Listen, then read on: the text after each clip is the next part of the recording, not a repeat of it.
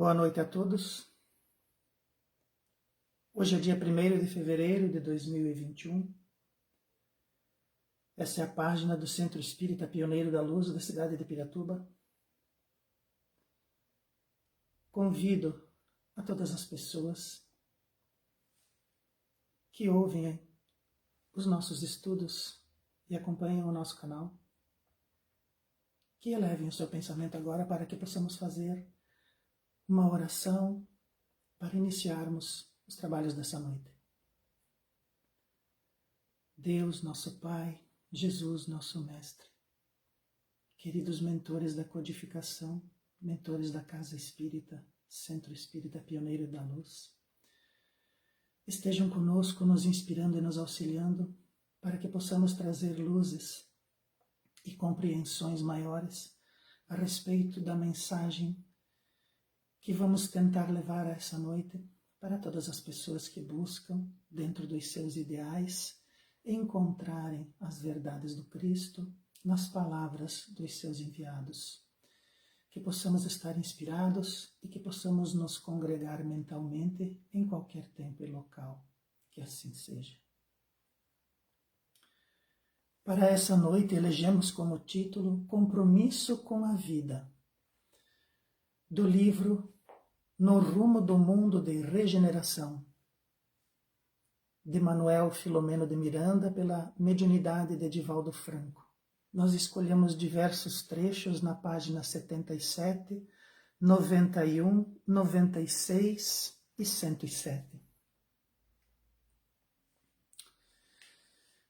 Muitos daqueles que criticam a doutrina apontam que os espíritas se detêm em demasia nos aspectos da morte, levando esse assunto à exaustão, e que isso se deve aos aspectos psicológicos referentes ao medo, afirmando que nosso pânico nos faz abordá-lo como catarse.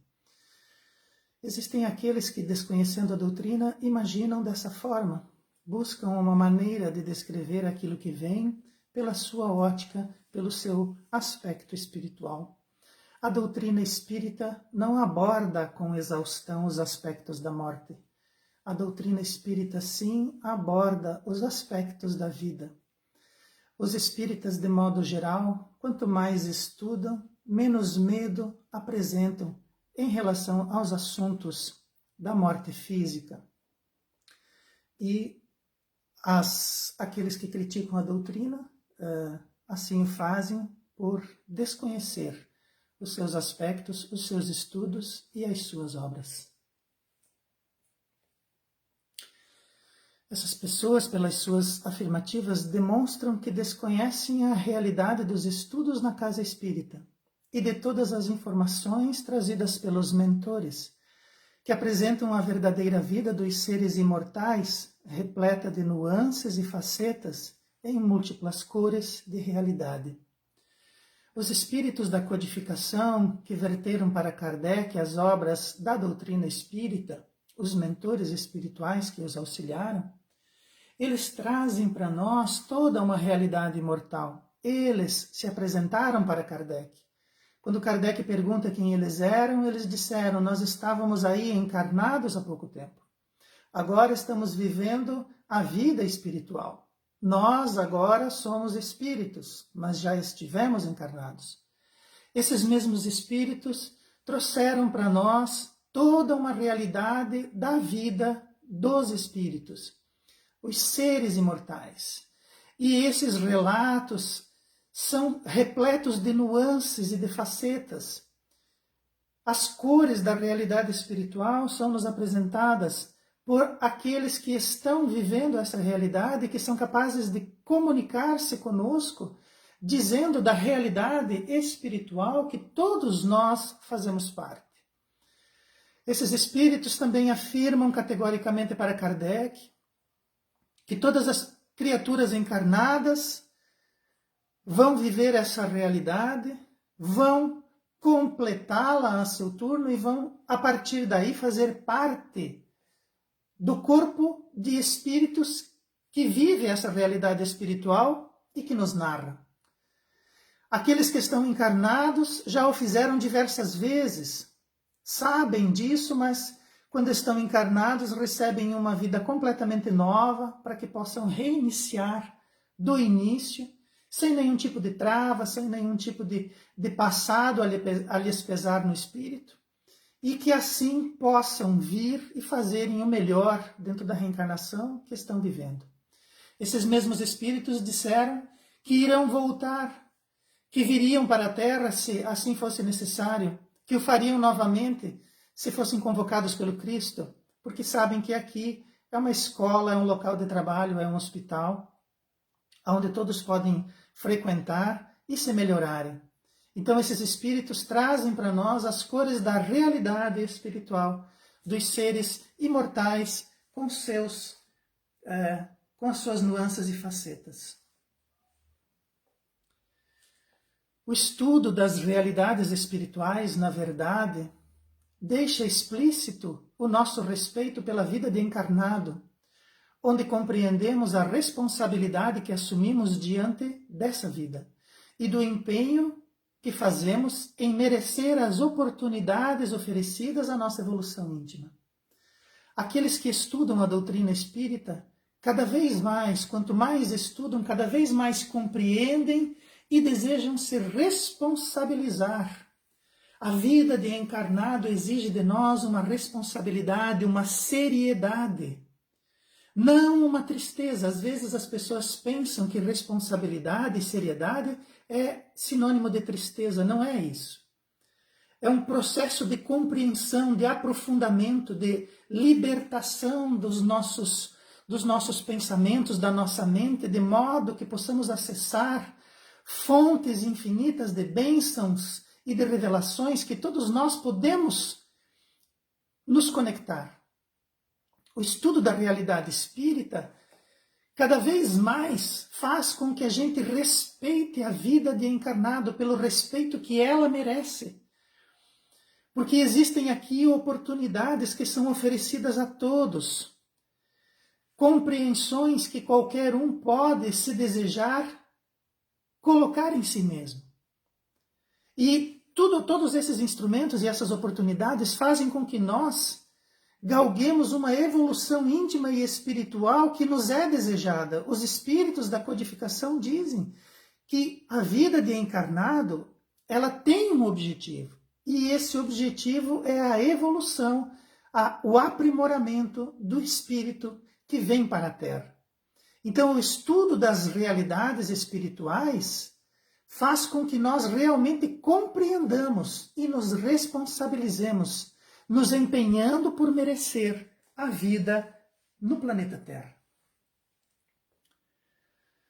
Aquelas pessoas com valores espirituais de superfície, religiosos por conveniência, vivem a vida de modo a poderem usufruir as benécias da matéria, com todo o hedonismo que lhes estimula as fontes de prazer, intoxicando os organismos e abreviando as forças pelo vício e pelo exagero. As pessoas que não se comprometem diante da vida, as pessoas que têm valores espirituais muito superficiais, ou aqueles que abraçam uma vertente religiosa por pura conveniência, de modo a cumprirem os papéis sociais que essas religiões lhes imprimem, eles vivem pela matéria, vivem na matéria, vivem para a matéria e vivem pela matéria. Numa busca, num hedonismo, numa busca psicológica, aonde o único objetivo é o prazer. Seja ele do dinheiro, seja ele do sexo, seja ele da comida, seja ele da preguiça. Agindo assim, esses indivíduos que não buscam valores espirituais reais, eles vão intoxicando, primeiramente, o próprio organismo e sofrem por isso. Quando se faz o corpo sofrer, quando se intoxica o organismo, se abrevia a vida e se abrevia as próprias forças. Quando o indivíduo, então, sentindo esse peso, se entrega de vez, então, ao vício e ao exagero, dizendo que a vida está chegando ao fim e que ele precisa, pelo hedonismo e pela busca do prazer, se entregar cada vez mais a esse processo, quando na verdade deveria estar sendo despertado pela própria conduta, fazendo então por merecer o tempo que está vivenciando na Terra.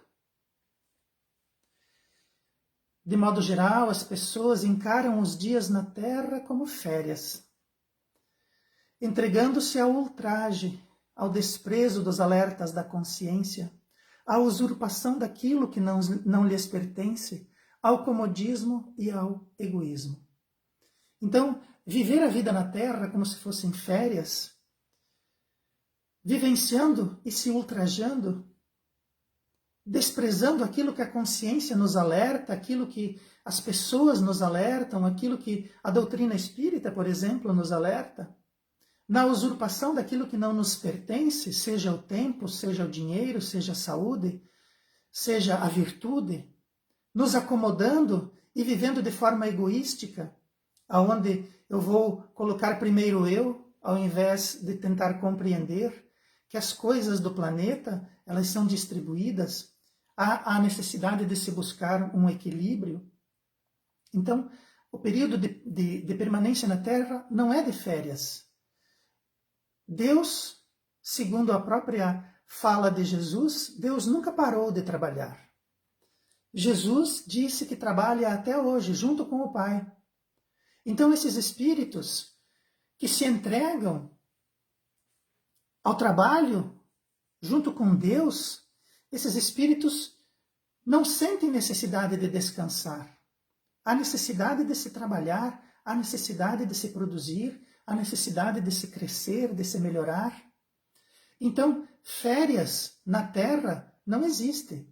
Existe sim a vivência diária com aqueles que estão conosco, o trabalho necessário que nos dignifica, o bom aproveitamento dos fatores existenciais que são condizentes com a nossa vida e que precisamos respeitar, como dissemos antes, e precisamos nos responsabilizar por aquilo que recebemos em prol da nossa evolução. Esses indivíduos teimam esquecer que a meta da vida os alcançará quando do desenlace do corpo. Então, a nossa vida, ela tem dias contados. A nossa vida na Terra, ela tem um prazo de validade. A do Espírito, não. Mas a da Terra, sim. E quando nós trabalhamos pela ótica do Espírito, nós vamos acumular para a realidade espiritual os elementos necessários para a nossa evolução e para o trabalho que seremos convocados a realizar nessa realidade de espíritos imortais. O tempo na Terra é muito rápido. O tempo na Terra se esgota. E nós vamos perceber que esse tempo depois nos fará falta, porque podemos evoluir muito, podemos abraçar uma consciência muito profunda, se assim o desejarmos e se nos conectarmos com esses trabalhadores do Cristo incansáveis, que desejam estar conosco, que desejam nos orientar, nos propiciar uma vida melhor, com menos sofrimento e com um alcance maior na realidade espiritual, a passadas largas, com compreensões da realidade material, que não mais vai nos sufocar e talvez sim vai nos servir de mola para voos mais altos. Estamos rastejando no chão quando poderíamos estar voando pelo espaço. Em momentos de pandemia, imaginam essas pessoas que a doença não as alcançará, como se fossem feitos de matéria especial, numa postura clara de que os prazeres servis merecem mais atenção do que os deveres austeros, insubmissos aos eventos que os cercam.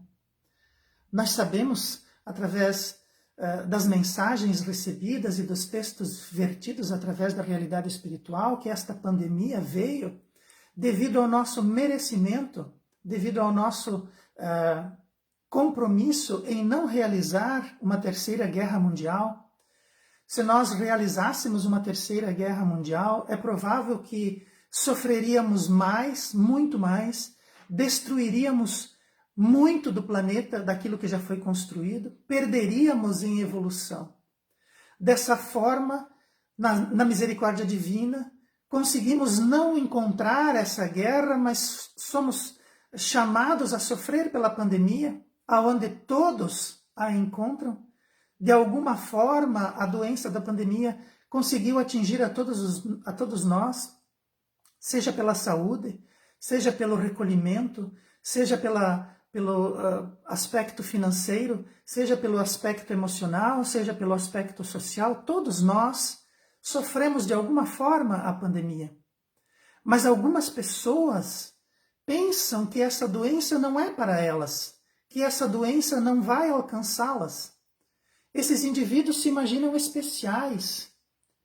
Eles não desejam prestar atenção nos alertas que esta doença nos traz, da necessidade de nós percebermos a convivência com o nosso irmão, a necessidade que existe do trabalho e do empenho pela sociedade, do auxílio aos outros, aqueles que de repente sofreram mais diante dessa doença e desse período necessário de recolhimento, as benesses que acabaram servindo para a natureza, que desintoxica, o ar que ganha qualidade e perde emissões.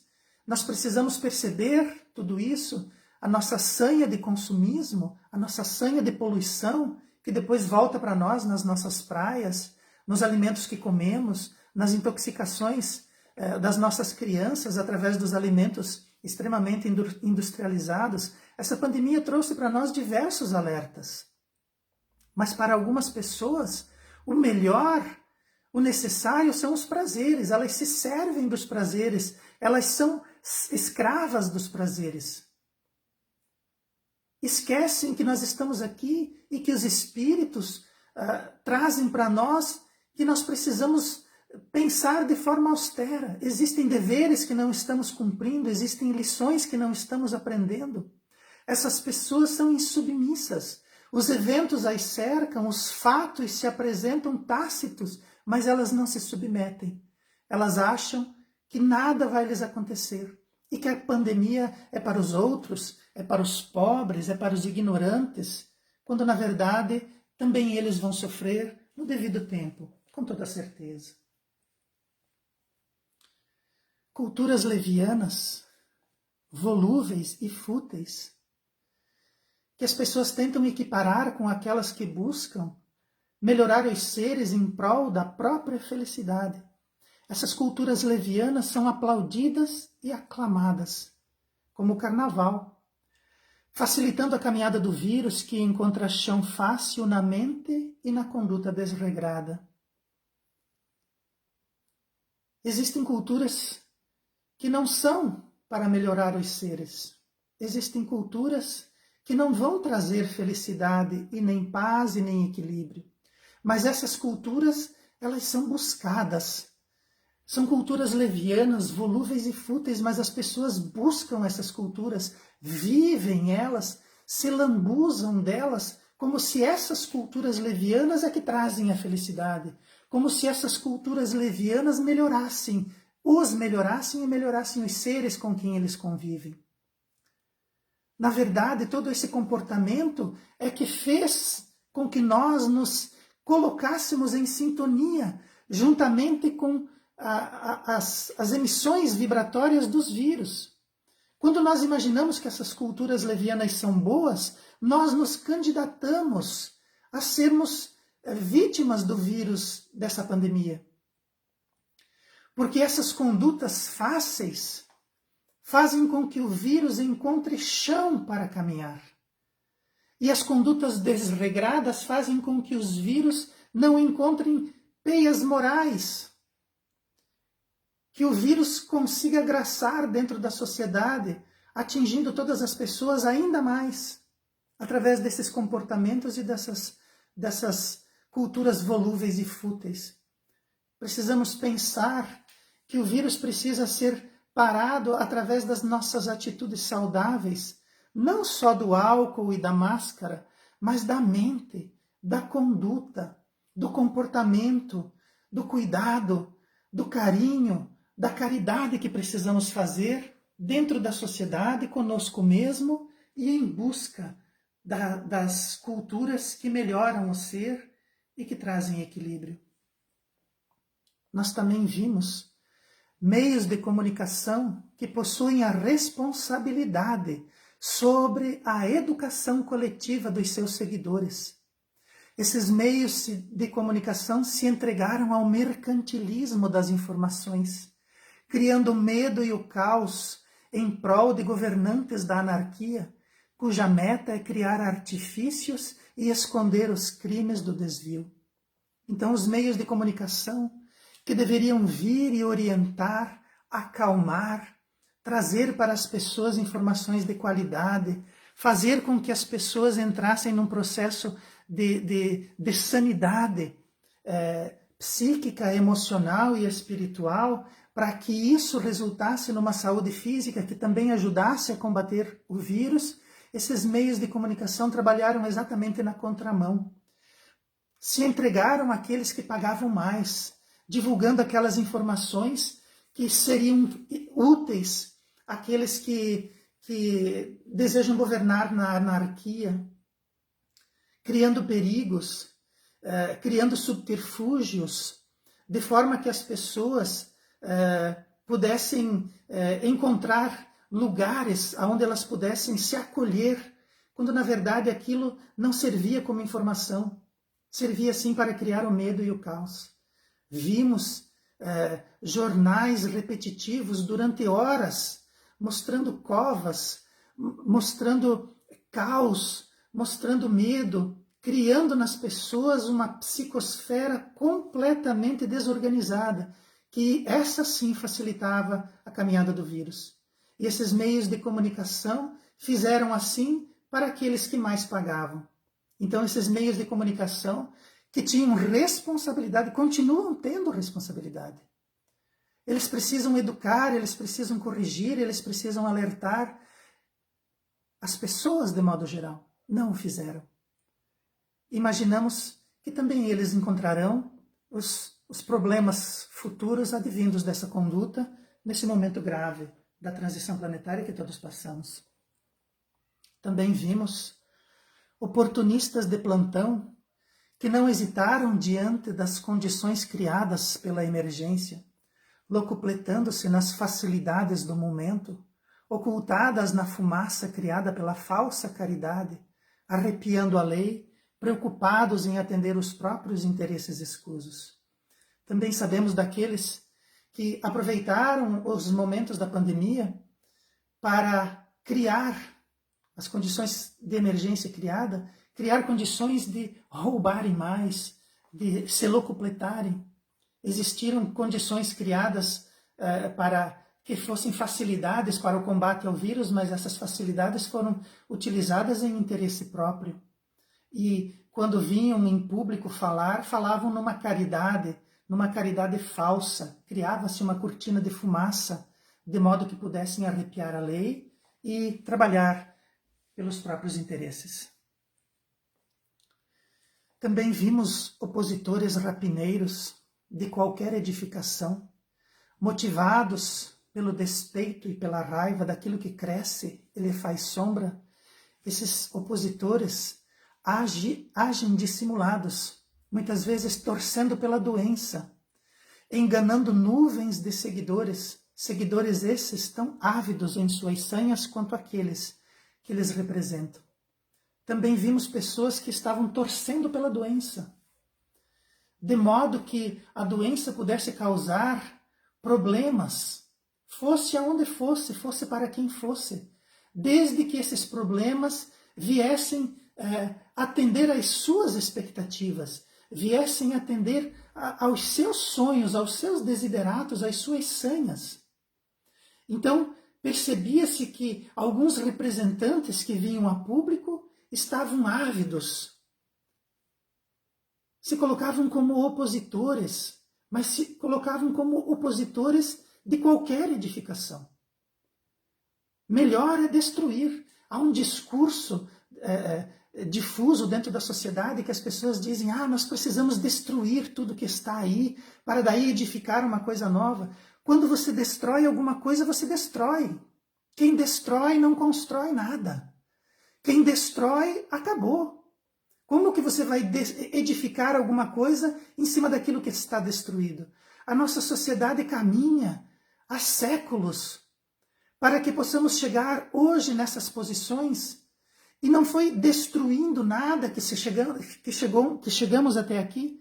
Foi melhorando aquilo que estava edificado, foi corrigindo aquilo que tinha defeitos, foi se trabalhando para conquistar mais diante daquilo que se possuía, não destruindo.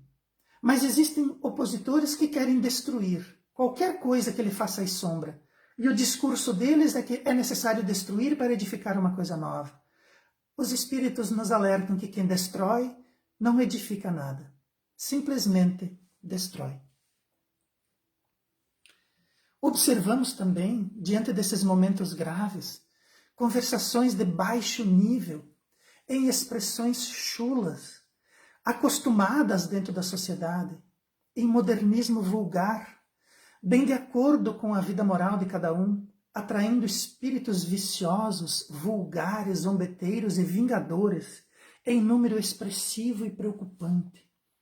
A palavra sagrada, trabalhada pelos mentores do Cristo durante gerações, durante eras, de modo que o nosso palato, a nossa língua e as nossas cordas vocais pudessem se posicionar de modo que nós pudéssemos articular palavras, sentenças, expressões, tudo isso jogado no mais baixo nível, utilizando palavras que deveriam ser sagradas, transformando-as em chulas, fazendo com que a sociedade se acostume a esses diálogos vulgares, emitidos por pessoas que têm uma vida moral de acordo com essa vulgaridade e com essas expressões chulas, que não se interessam pela palavra moral, pela palavra construtiva.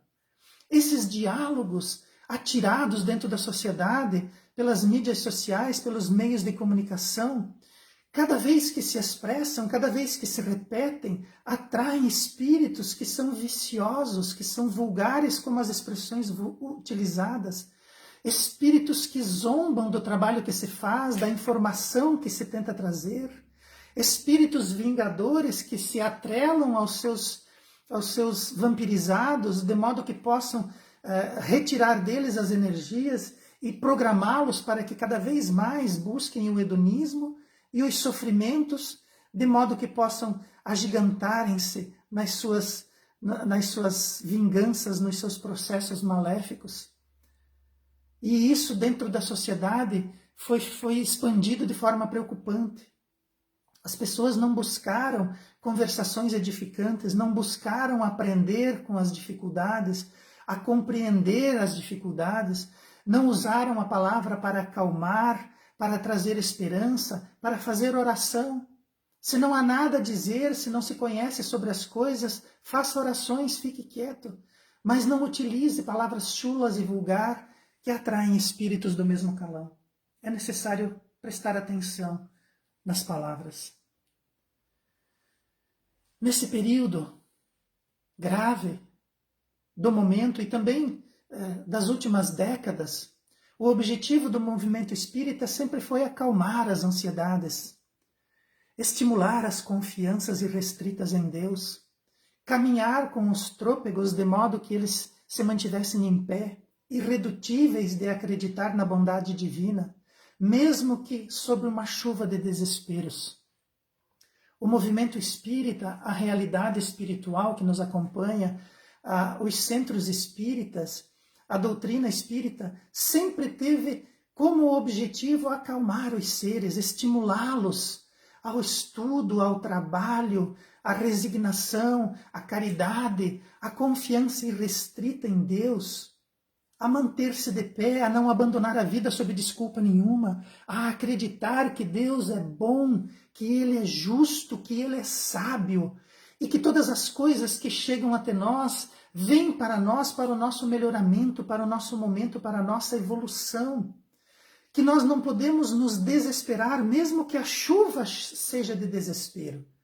O movimento espírita, a doutrina espírita, quer nos auxiliar, abrir a nossa mente, o nosso coração, nos colocar como espíritos em evolução que não precisam temer nada, simplesmente buscar o auxílio do alto, do Cristo, dos seus enviados, de Deus, passando pela terra levando daqui o aprendizado, aquilo que nós conseguimos colocar dentro de nós como virtudes, trabalhando por nós e pelos outros e fazendo com que a matéria da sociedade se melhore com as nossas atitudes, com o nosso empenho e com as nossas orações. Esse é o objetivo do movimento espírita e da doutrina espírita. A doutrina de Jesus é toda direcionada para a vida futura. Não há dúvidas disso. Jesus falou para o futuro, agiu como se lá estivesse, mostrou o caminho que lá é a nossa meta. A doutrina de Jesus é para o nosso futuro, não para o nosso hoje. A doutrina de Jesus é para a vida da imortalidade, a vida real, em detrimento da vida física, atemporal e instável. A doutrina de Jesus é para a imortalidade, para a vida imortal. A doutrina de Jesus é para a vida real, não para a vida física. Jesus não desdenhou a vida física, ele a viveu todos os dias em que esteve conosco, mas demonstrou que o seu horizonte não era o dia de hoje, quando ele foi crucificado, era para o futuro, era para a vida que ele dizia que ia preparar para nós. Jesus preparou uma vida futura, e é uma vida, não é uma caixinha, não é um cemitério, não é um reduto, não é uma nuvem, é uma vida. Quando ele fala vida, é vida em expansão, repleta de dias, repleta de companhia, repleta de trabalho, de educação, de auras. É vida. Qual é a nossa dúvida quando Jesus fala em vida futura? Não há dúvidas. Porque essa doutrina nos alerta sobre a vida futura. Por essa razão, toda a educação moral e espiritual tem um papel fundamental na existência de cada uma das criaturas. Essa educação trazida pela doutrina espírita, essa educação e orientação vertidas pelo Cristo através dos seus trabalhadores, por essa razão, para a educação moral e espiritual do futuro. E esse é o papel fundamental da existência de cada criatura. Nós precisamos prestar atenção nessa vida futura e precisamos nos educar moral e espiritualmente. Por isso que nós precisamos falar dessa transição planetária. Por isso que nós precisamos falar da transição da morte. São transições. Essas palavras são expressas. Transição planetária. Não vai durar para sempre. Em algum momento nós vamos sair do mundo de provas e expiações e vamos entrar no mundo da regeneração. É uma transição. Mas nós precisamos nos preparar para ela. A transição da morte é uma transição da vida encarnada para a vida desencarnada. A vida, as pessoas imaginam que o oposto de vida é morte. E o oposto de morte é nascimento. Nós nascemos e morremos. Vida não tem oposto. Vida é infinita. E nós precisamos nos preparar para essa vida, porque foi essa vida que o Cristo veio alertar para nós. Foi essa vida, a vida real, a vida da imortalidade. Precisamos nos educar hoje, nos preparar hoje para estarmos lá. Porque essa é a vida fundamental, essa é a vida real. O conhecimento da doutrina espírita auxilia e proporciona bênçãos de incalculável significado para a existência material. Porque educa o ser e ajuda-o a crescer na direção do infinito, sem amarras que o detenham na retaguarda. A doutrina espírita é uma bênção incalculável, uma bênção de significação profunda. A existência material, observada pela ótica do espírito imortal, ganha luzes que, se nós estivermos imersos na matéria, desejosos dos prazeres vis e das doutrinas que vilipendiam a nossa sociedade, nós não vamos conseguir enxergar. Nós precisamos ser educados para que possamos crescer em direção de um infinito que é a nossa herança como filhos de Deus. Sem ficarmos amarrados na terra ou amarrados em nossos desejos, em nossos vícios, sem estarmos ancorados em crimes, sem estarmos ancorados em seres. Se for para estarmos amarrados a alguém, se for para nos vincularmos a alguém, que seja o Cristo, que quanto mais ele se movimenta para o alto, mais ele nos coloca nessa condição de acompanhá-lo. O conhecer a doutrina espírita não é estudar a morte.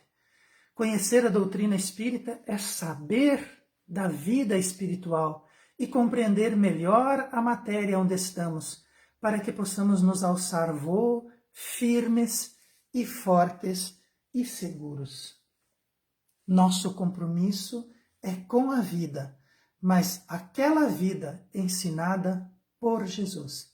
Esse é o compromisso da vida, com a vida pela doutrina espírita. Nós, como espíritas, não estamos compromissados com a morte, como algumas pessoas acham. Nós estamos compromissados com a vida ensinada por Jesus. Era sobre isso que gostaria de falar hoje. Espero sinceramente ter lançado algumas luzes. Espero sinceramente ter conseguido trazer algum tipo de compreensão em algum aspecto da vida e da realidade espiritual. Gostaria de convidar a todos para que façamos uma oração de encerramento. Agradecemos a Jesus, nosso Mestre, e aos seus enviados, porque eles, segundo a promessa do Cristo, trouxeram para nós o Consolador prometido. O Consolador que faz com que nós abramos a nossa mente, o nosso espírito e o nosso coração, para que possamos compreender os dias que estamos exilados e para que possamos desejar a vida real que nos aguarda. Que as tarefas que nos cabem não nos pesem nos ombros e no coração, e que os nossos crimes, os nossos pecados, os nossos desajustes possam ser equacionados por aquele que tudo sabe, através da sua justiça e da sua sabedoria. Que nós tenhamos dentro de nós a chama que aquece o nosso coração para que possamos aceitar, resignados, todas as nossas tarefas e os nossos confrontos, de modo a merecer do alto as luzes que confortam e consolam e que somos capazes de compreender se desejarmos estudar e buscá-las. Que os bons espíritos estejam sempre conosco e que o Mestre nos ilumine o passo e os horizontes.